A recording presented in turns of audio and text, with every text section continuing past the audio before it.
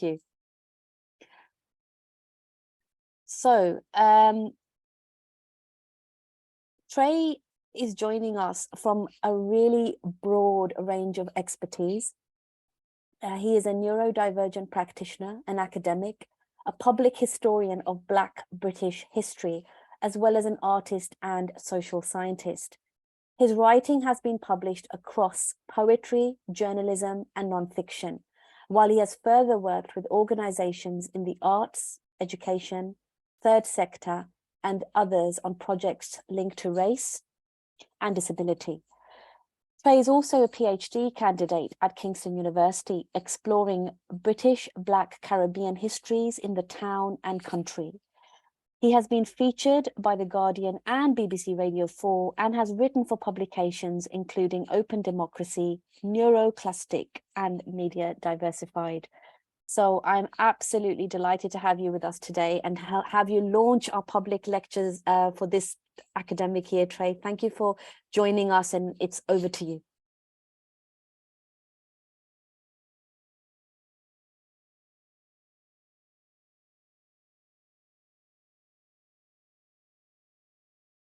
You're on mute.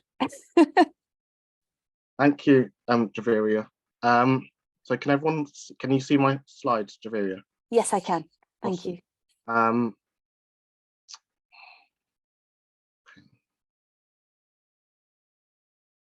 Okay, so my name is Tré. As it says, I'm a historian and social scientist, and lots of my work does intersect across many different disciplines.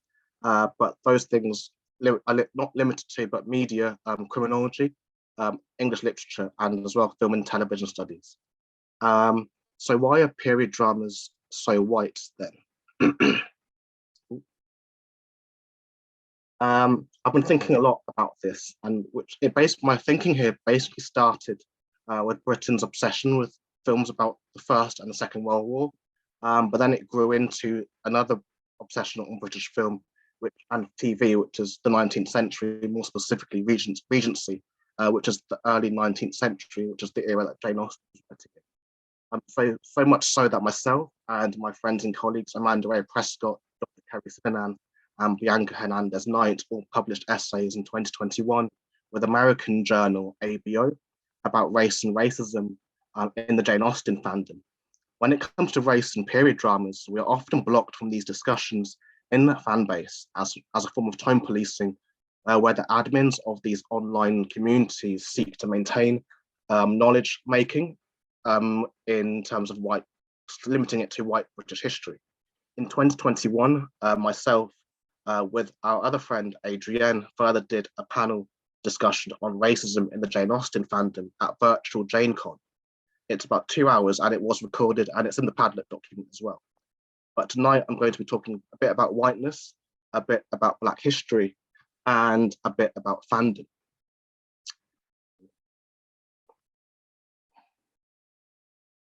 I situate this positioning within the Black-white binary of Black British history within a white supremacist media culture.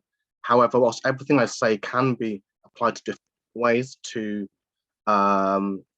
non-Black racially minoritized groups, I wrote this lecture inspired by my experiences of anti-Blackness within the period drama fan base and the numbers of ways these white spaces police Black fans from talking about Black British histories.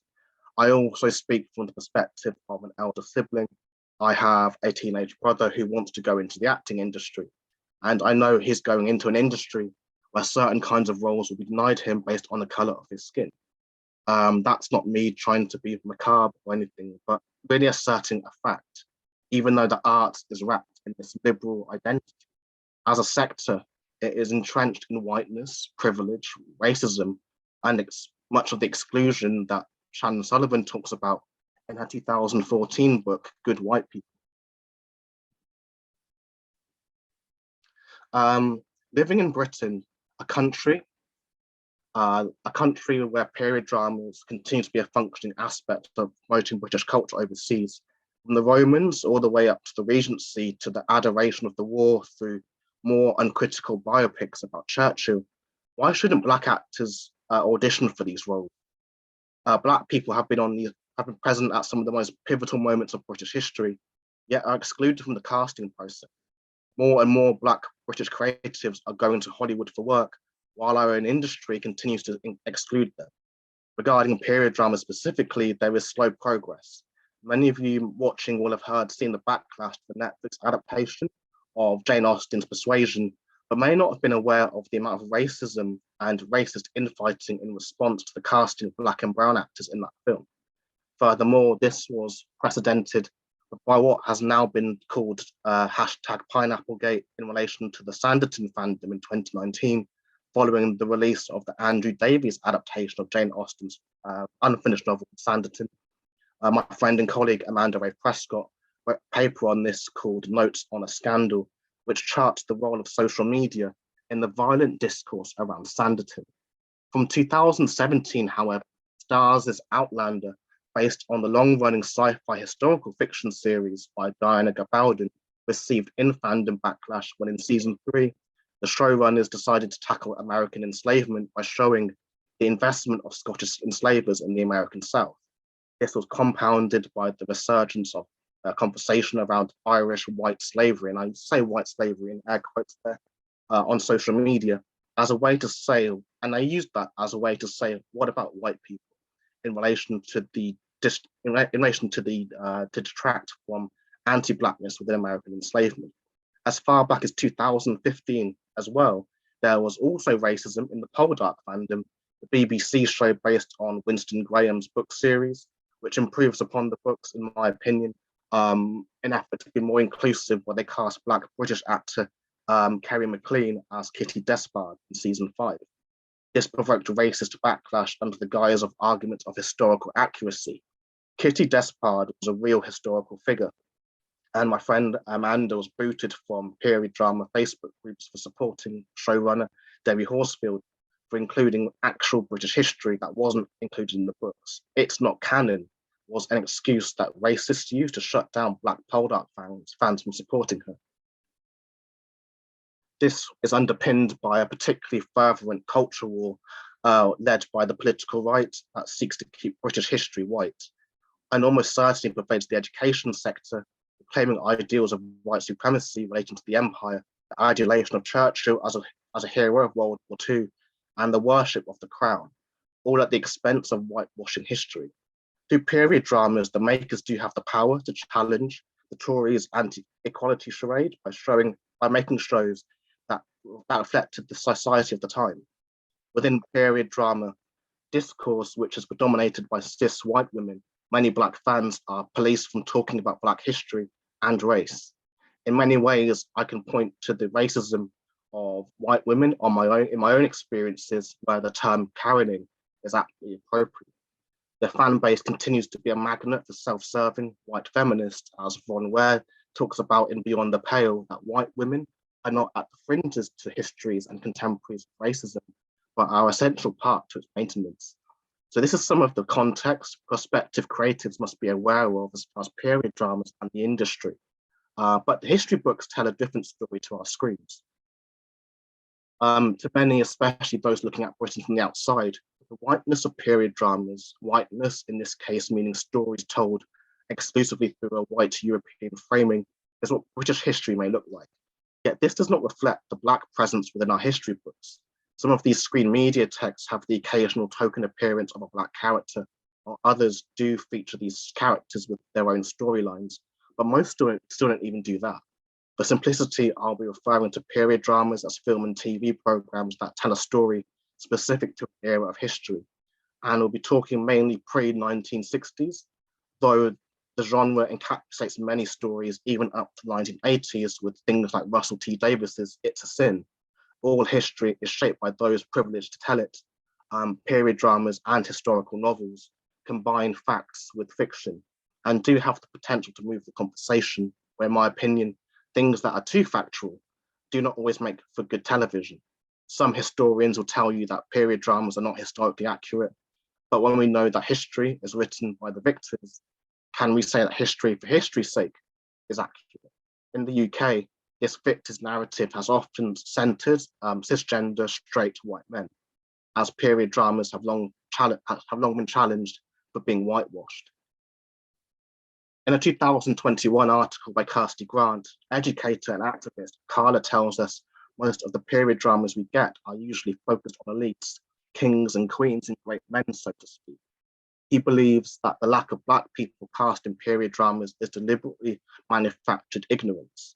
His novel, The Dark Lady, aims to introduce people to a picture of Tudor England that is not well known. An England where, in Shakespeare's time, where you would have seen Black people in society. Movements to decolonize the curriculum or curriculums in education due to whitewashing are worsened by the ongoing culture warriors who claim British history isn't for Black people because there were apparently no Black people in Britain in these time periods. In 2017 article for the Herald Scotland, writer Julian Fellows says that he was in favour of more diversity in casting, but not necessarily period dramas. According to him, these texts put you in a different territory. As he says, you can't make something untruthful, in reference to his musical Sixpence.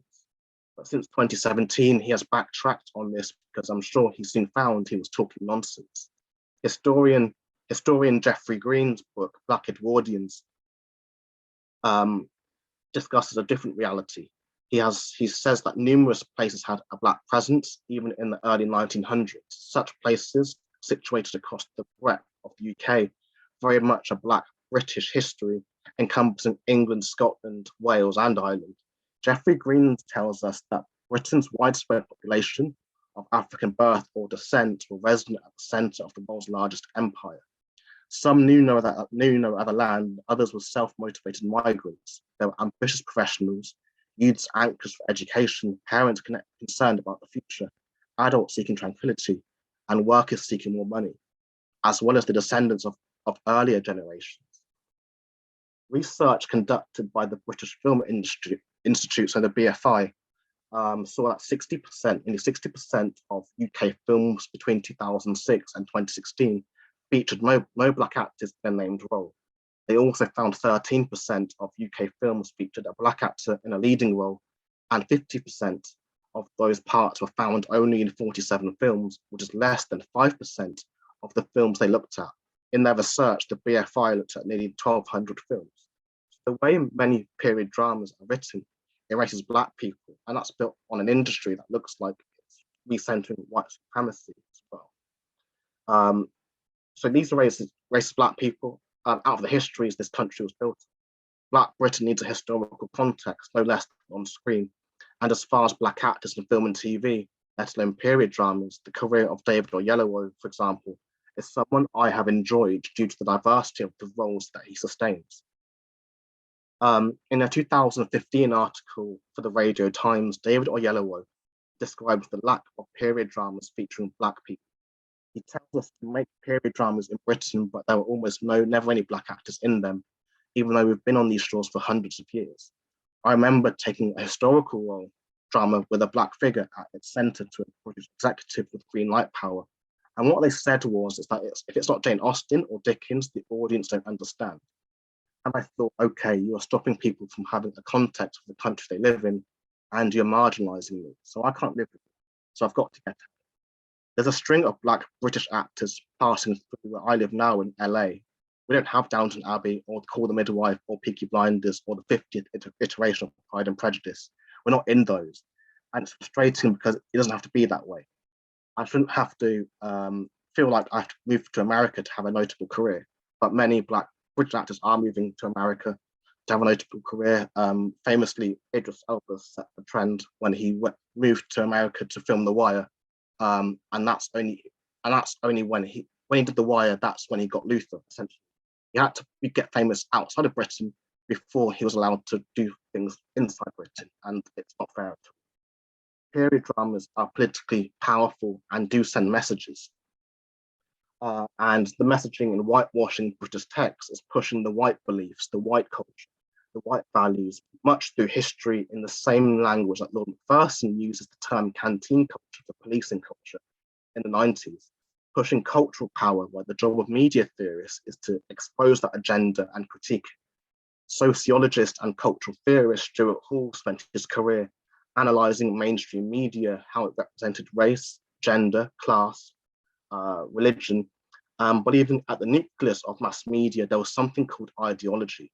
Hall didn't believe in the masses of saying that they were passive, docile consumers, but he really questioned who the so-called masses were. As some media critics will say that power is imposed from above, Hall believed that there were pockets of resistance that undermined dominant media narratives.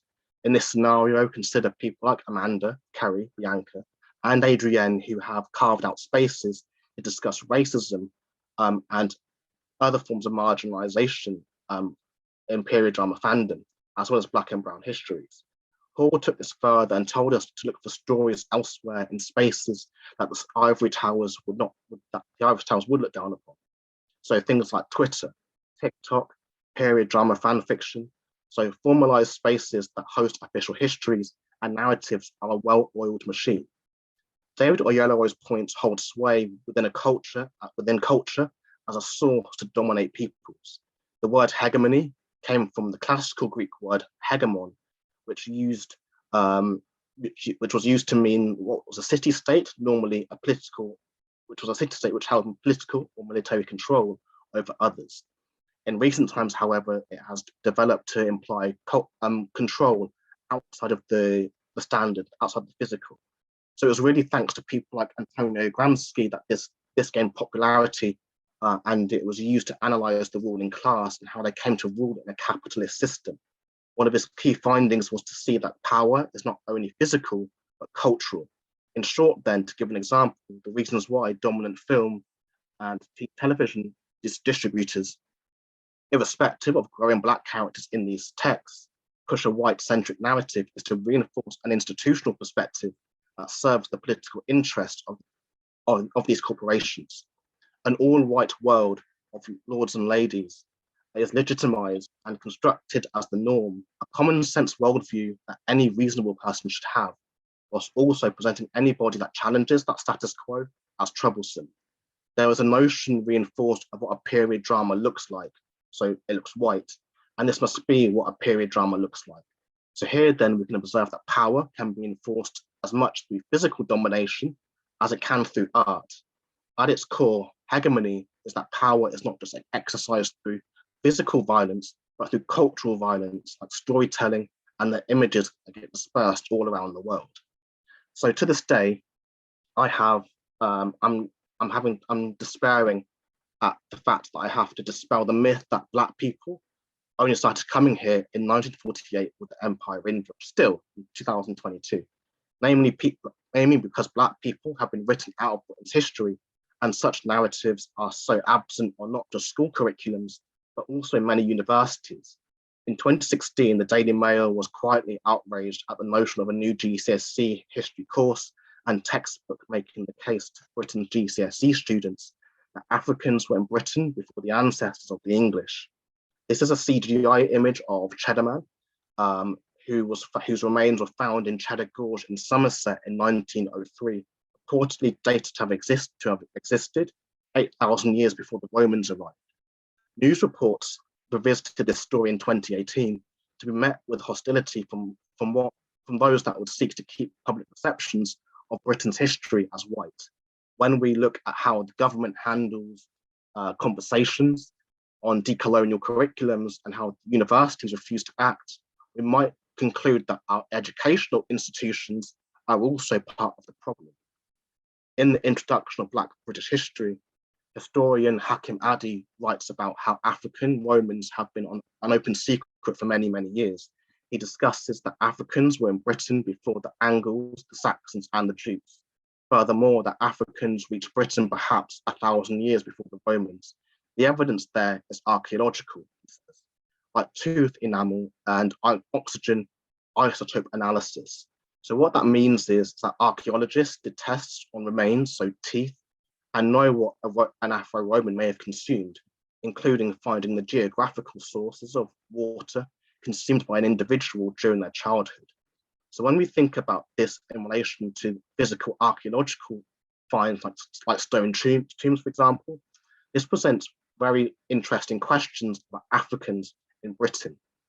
When it comes to period dramas set in Roman times featuring Black characters, I've seen very, very few. HBO series Spartacus comes to mind, and it features two Black characters.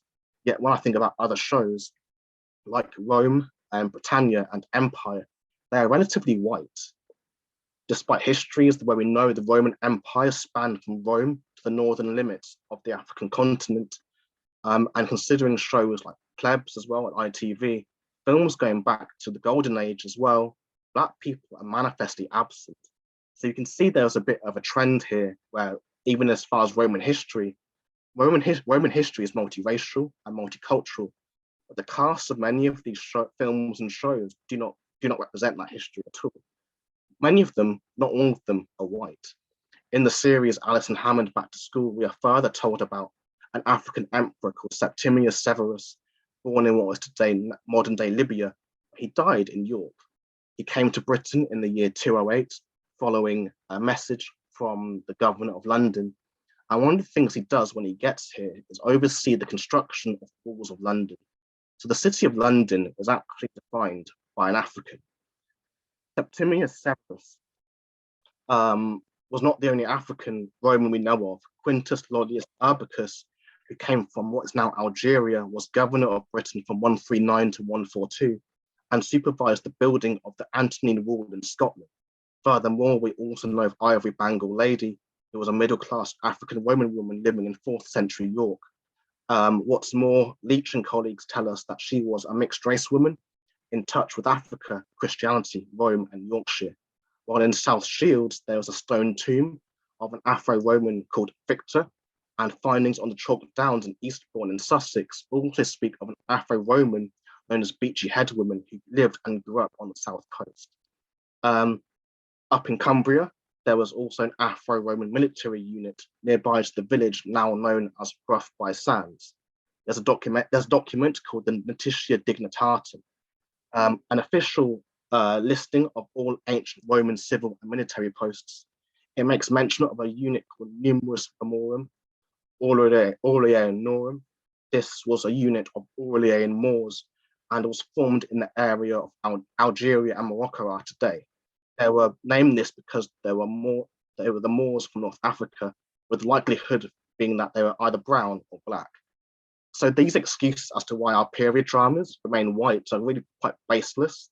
Starting with the Romans, you can't tell me why these shows remain white other than an ideology and media culture rooted in racism and white supremacy. The fact there were probably Romans that look like me and members of my family and my friends should be in our films, and it's with sociologists, historians, and so on that are also multidisciplinary academics. We may be able to blow the recruiting system in media wide open, challenging casting directors, and the audition process altogether. The history is there. Simply those with the green light power in media have to see the value in Black history or be encouraged to see the value. A little encouragement wouldn't hurt. For those of us who were educated in the UK, there are probably few of us who went through the British school system without learning about Henry VIII and the Tudors. Yet, much like the Roman era, there were Black people here too. Most famous of them being what some of you might have heard of was the Tudor trumpeter John Blank, who was in the courts of Henry VIII and Henry VII. Historian, the late Imtiaz Habib, tells us that John Blank's assimilation into English society was marked by his marriage in 1512, which is recorded in the Exchequer accounts of Henry VIII. Whom he married and what happened to his family is not archivally visible. And that he himself is visible, luckily for him, literally in a painting, which is one of the few historical images of an early modern English Black person to have survived, is the accident of the lavishness of the royal occasion which enveloped him. To put it simply, the anticipated birth of a child as an heir to the Tudor dynasty and the heir to the throne is what spotlights John Blank as an otherwise invisibilized figure, a Black trumpeter used to play at the event. Habib goes on to discuss how this is an example of an event required to unveil the identity of Black people in the early modern English archives, when names like John Blank will reveal very little about anybody with Black heritage and really would pass for white. This image of John Blank in the manuscript known as the Westminster Tournament Roll in 1511 is one of the few identifiable portraits of an African in Tudor England, showing that Africans were present from the earliest years of the 16th century. The Tudor histories I learned within the confines of a school classroom were whitewashed, focusing on England's relationship with other European powers, especially with France and Spain. So the existence of John Blank makes me question how the Tudor history I was taught was through a white gaze, and why this history has not made it onto our screens. So as a springboard into that subject, I would recommend you, which first of all, this should promote to your own research. I'd recommend you watch The Spanish Princess, which was on Stars in 2019. And it basically glorifies the early reign of Queen Catherine of Aragon, played by Charlotte Hope. It co-stars Stephanie Levy-John as Lena, her companion and servant. Lena is a Black woman and is not enslaved, but an employed member of the royal staff. Reading more into this character more closely, in Black Lives in the English Archives, Imtiaz Habib further refers to a woman called Catalina, who he says was a blackamoor. While in his series Black and British Forgotten History, David Olusoga refers to someone called Catalina as a lady of the bedchamber. The show also includes a character called Ovido, played by Black actor Aaron Cobham. So an on-screen relationship between Ovido and Lena is also an example of Black love in a historical drama, and Black people unapologetically in love on television, let alone a period drama, is I've not seen that in many, many years. This series is an adaptation of The King's Curse and The Constant Princess by Philippa Gregory. Yes, this TV show does stretch the limits of believability, taking much creative license with historical accuracies, but it does write Black people into a Tudor drama in recurring roles. They are not enslaved, and John Blank also appears as well. So I definitely recommend you going to watch that series. Lately, books like The Black Tudors by white historians like Amanda Kaufman have brought a spotlight to African Tudors in popular and public memory.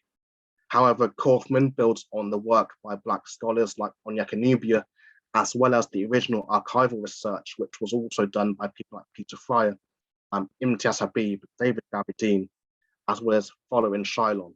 Scholarship on African Tudors is testament to the white privilege that exists in academic spaces, where the work of Black and brown academics has largely been overshadowed by white people. This is not to say that it's not to invalidate the work of white historians and academics, but to show how whiteness pervades academic spaces, where due credit is often not denied Black and brown scholars in the white academy. Even considering scholars of empire, so many of the experts are white. For example, the National Trust inquiry into stately homes and their links to colonialism in 2020, done by Professor Corinne Fowler and colleagues, largely done by white scholars, whilst those living in the trauma of that history, even intergenerationally, are not part of that process. Before The Spanish Princess, I had not seen any Black actors really in texts set in that period.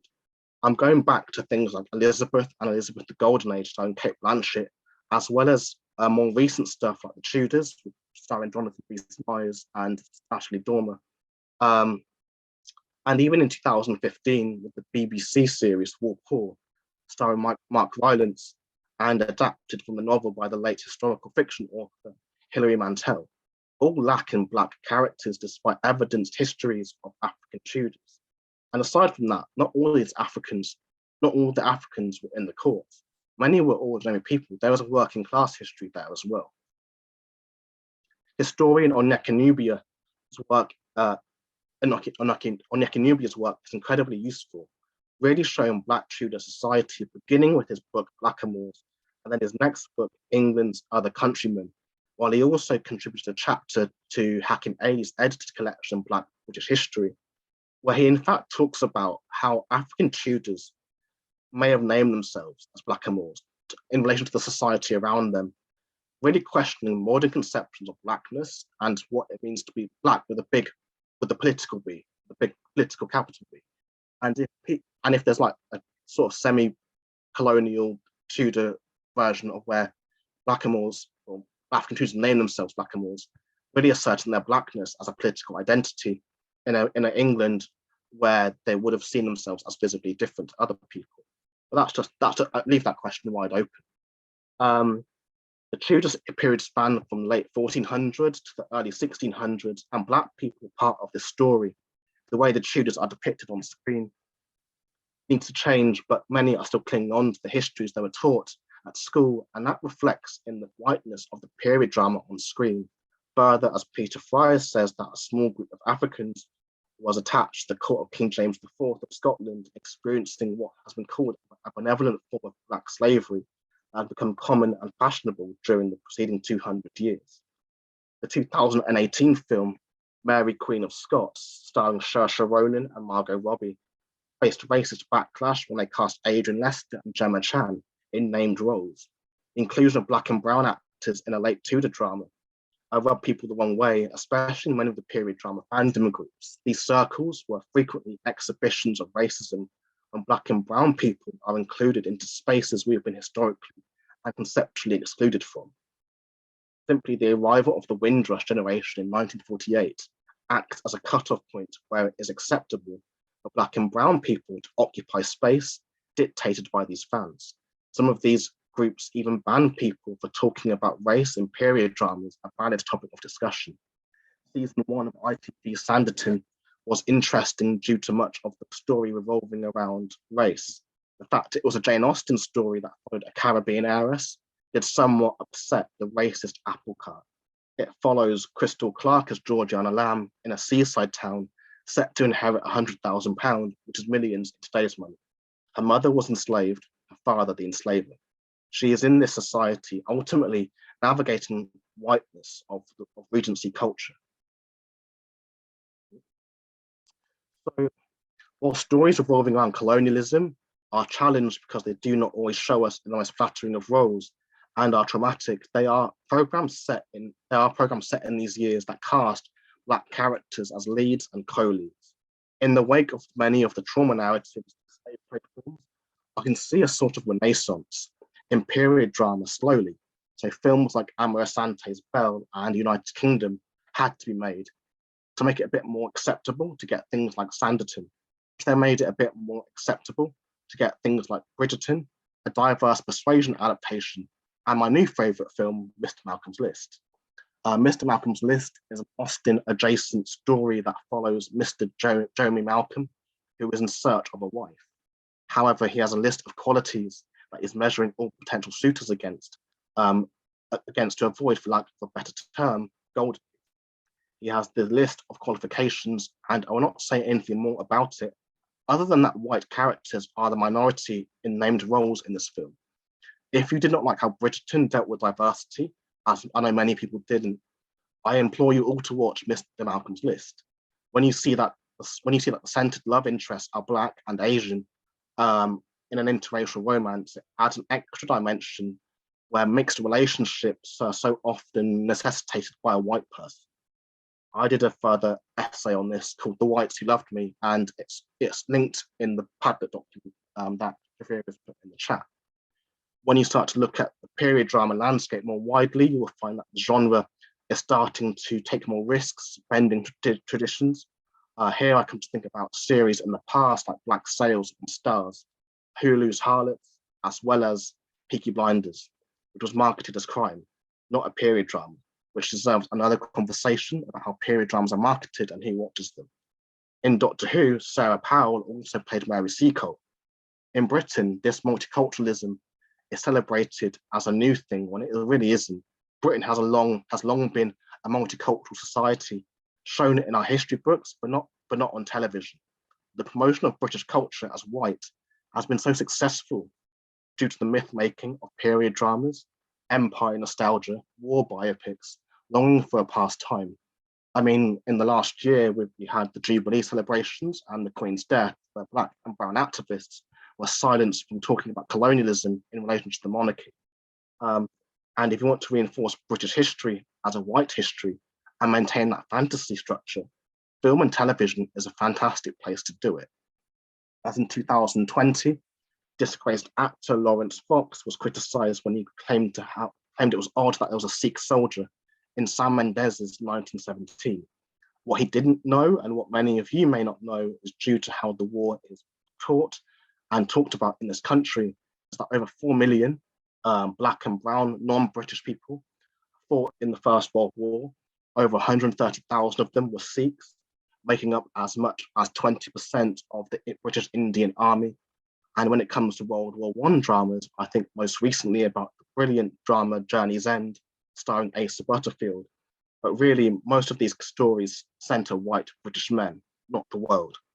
But there were other stories about the war. So in 1918, there was a mutiny at Taranto in Italy. The British West Indies Regiment battalions mutinied against the white institution of the army. Speaking in a BBC short film, historian Professor Oliver Ocelli tells us that while the white soldiers were celebrating victory, the Black soldiers were ordered to do the laundry and clean the toilets. When the rest of the army got the pay rise, the Black soldiers did not. Outraged, they organized and they mutinied. The mutiny lasted 4 days. They refused to work and the violence broke out. Any strike, there are always demands from employers and employees. So think about the current disputes over pay and pensions with the UCU at universities, or think about what's happening with the rail disputes as well. So the War Office dismissed the demands of Black soldiers and implemented the Marine Corps to confront them. 60 soldiers were tried, some were imprisoned, and one met death by firing squad. Black soldiers that fought during World War I were treated as second-class citizens. Despite over 1 million Black people taking part, they were also excluded from the victory parades happening in London in the summer of 1919. Black participation, colonial racism, and colonialism has largely been erased from the national consciousness when you think about the First and the Second World War. Many within the political elite had investment in the Empire Project, and that meant maintaining white supremacy. Racist stereotyping occurred in both the British and German camps, racist stereotyping occurred in both British and German camps, while stereotyping on the British side included policymaking and the like to subjugate Black soldiers. On the German side, they used that to attack British and French governments for allowing Black soldiers to fight. The pamphlet entitled The Employment Contrary to International Law of Coloured Troops upon the European Theatres of War of England and France, published by the German Foreign Office in 1915, is a really good example of this. This document stated British and French colonial soldiers conducted horrific acts of savagery, like amputating the body parts of German prisoners of war. This is not exclusive to Germany, and similar racist thinking also happened in Britain, such as journalist Edie Morel, later became a Labour MP, and I say Labour, writing, France was thrusting her Black savages still further into the heart of Germany in response to the French occupation of the Rhineland in 1920. And when it comes to racism and white supremacy, there is no left wing or right wing, there is just racism, and it's on both sides. It's on both sides of the house, and there's a history of that. White supremacy pervaded through wartime policymaking, as Emma Dabry stated, by giving Black and brown people the opportunity to fight, to kill white men. They were in the eyes of racial theorists disrupting the world order. And Professor Oliver Ocelli further states that the War Office could question the quality and ability of West Indian men. The government were worried about damaging decades of white racial prestige. So really, by what rights are Black actors denied from these dramas? But when you look at war films today, it is a white man's narrative, and specifically white British men as well. Whilst period dramas have been criticised for being too white, this does include depictions of Britain as early as the last century with both world wars. Historians like Phil Vasili have done lots of work bringing these histories to the public, as he has done with the story of Walter Tull. Phil Vasili is Walter Tull's official biographer. The end of the First World War also saw many Black people come back to Britain after fighting, both those that were from here and those who came here from the colonies. In 1919, with job tensions rising, there were also racial riots across the country in no less than 9 seaport communities. And the trade unions, particularly the seamen's unions, gave white men jobs ahead of equally qualified Black and brown sailors. Yet those racial riots occurred in 9 seaports such as Liverpool, Glasgow, and Carby. After the end of the war, they took place between January and August 1919. Whilst Britain had also been hit hard economically, you'd think the presence of rioting would have been dramatised to our screens. Shows like Peaky Blinders and Downton Abbey do pervade the years of 1919, as do others. But we did not see anything about racial rioting that had wall-to-wall media coverage as well at the time. Public discussions of black-white race relations have barely looked at anything before the arrival of the Empire of Windrush as far as 20th century history, that is. World War II, however, is a period British film and TV seem to have been obsessed with, as I said earlier, but do not represent properly. It's a world war, but seemingly these texts, everybody is white, often male, and British. Yet BBC Two's drama, World on Fire, I found really compelling for the fact that it had black characters, gay characters, disabled characters, women with agency, as well as showing institutional wrongdoings. We know more people will watch feature films and TV shows than they will documentaries. So we need to do better when it comes to these sorts of programs. Morgan Matthews' sequel to the 1970 film, The Railway Children, entitled The Railway Children Return, also took inspiration from the Battle of Bamber Bridge in 1943 to construct a fictional racial riot in the village of Oakworth in Yorkshire. Other racial riots during the Second World War, occurred in Launceston in Cornwall and Cosham, which is just outside of Portsmouth. There are black histories of World War II that must be told on screen, no less than what happened in Britain. But the industry continues to dominate with white British men saving us from the Nazis. With the arrival of Black American GIs here during the war, there were more black people here in 43, 44 than there actually were in 48 with the arrival of the Windrush. In fact, if creatives wanted to take the story further, they could take the story of Gabe from the Railway Children and the characters in that film to the story of Britain's brown babies. The estimated 2,000 mixed-race children born out of the unions of Black American GIs and local white men. Lucy Bland's book is a brilliant source, and I write about this further in an article I did on the Railway Children, looking at the Black history, which you can find on Medium as well. The role of period drama has an untapped potential. Historical fiction, films, and TV have also long meshed sci-fi and fantasy with history for entertainment. Dating back to the mid-noughties, there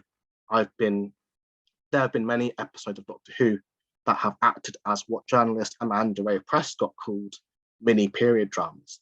Particularly, I have fond memories of Christopher Eccleston era, when he pays Charles Dickens a visit at Christmas as the undead come to life. In the David Tennant era, the Doctor and Rose go to Scotland in 1879, coming face to face with Queen Victoria and a killer werewolf. In the era of Martha Jones, the Doctor and Martha meet William Shakespeare, and Martha is worried in the 16th century she will be cast off as a slave. Not long after the years of Elizabeth I's slave trading partnership with John Hawkins, starting in 1562.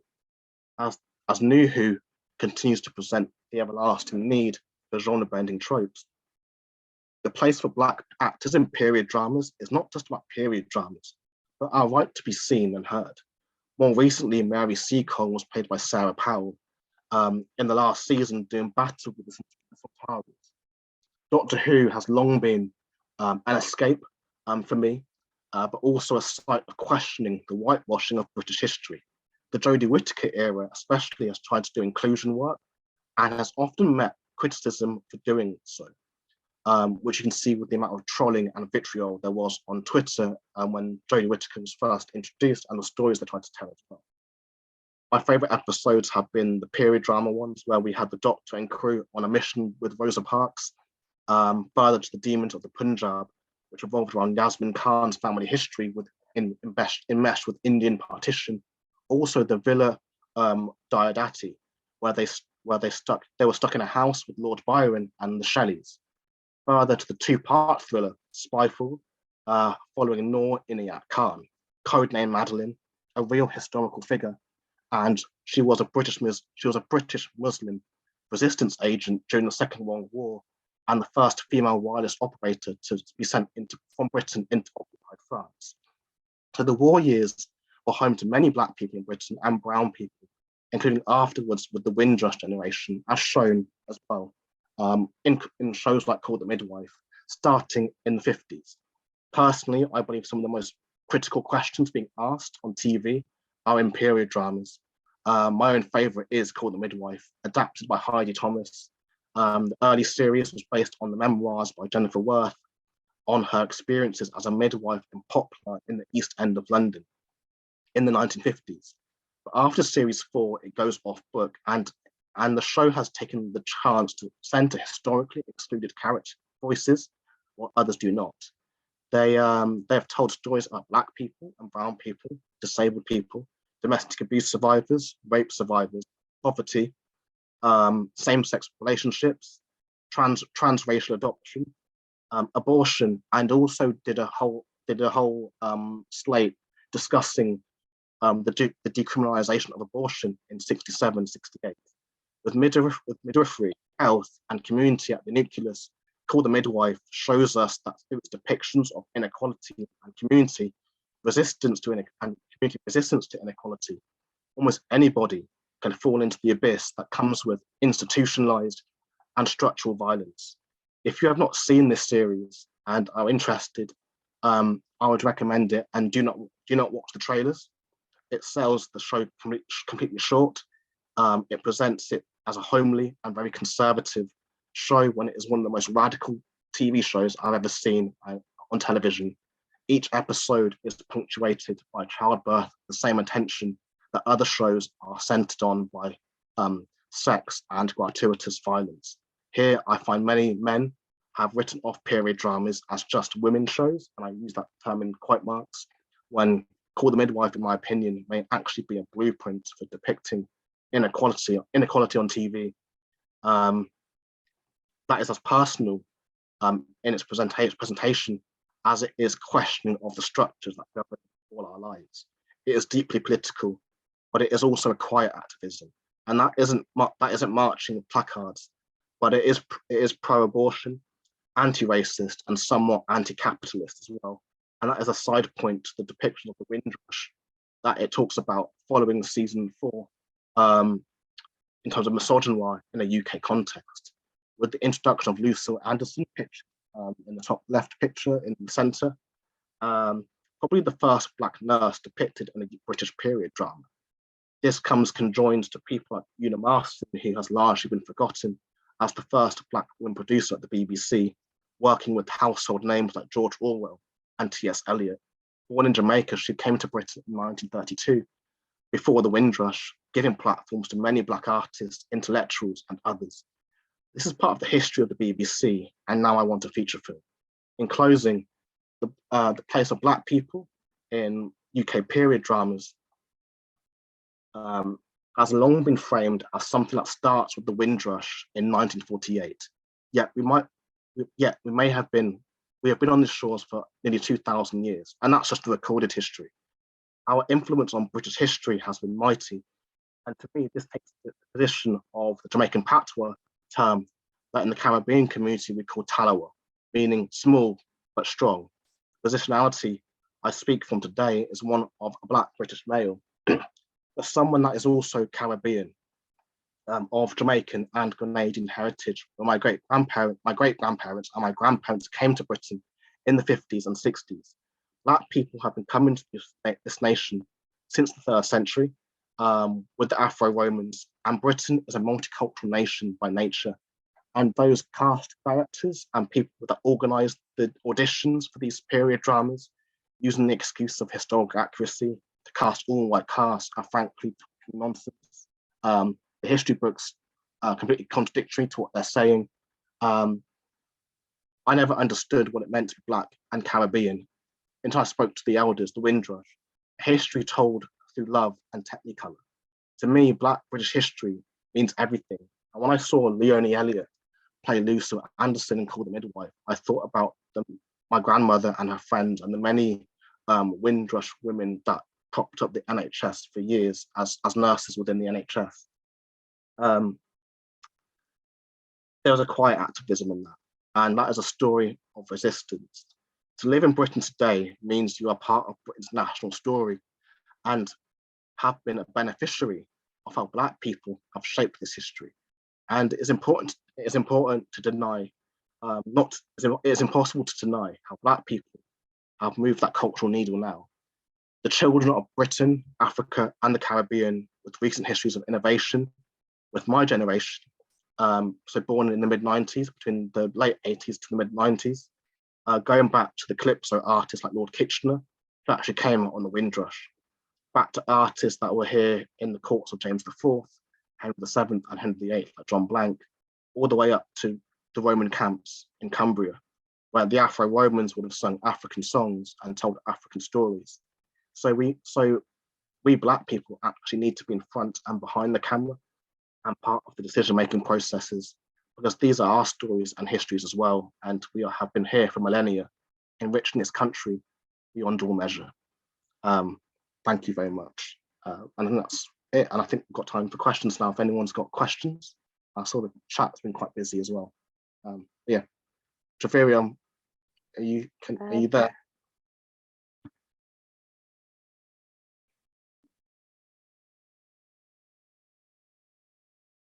Yeah. Right, I'm here. My mute button is not behaving. Thank you so much for a really, really informative and very broad, but yet in-depth and really fascinating lecture, Tré. Lots and lots of food for thought. I will definitely be returning to this recording and watching it again, just to process some more. So thank you so much for doing that.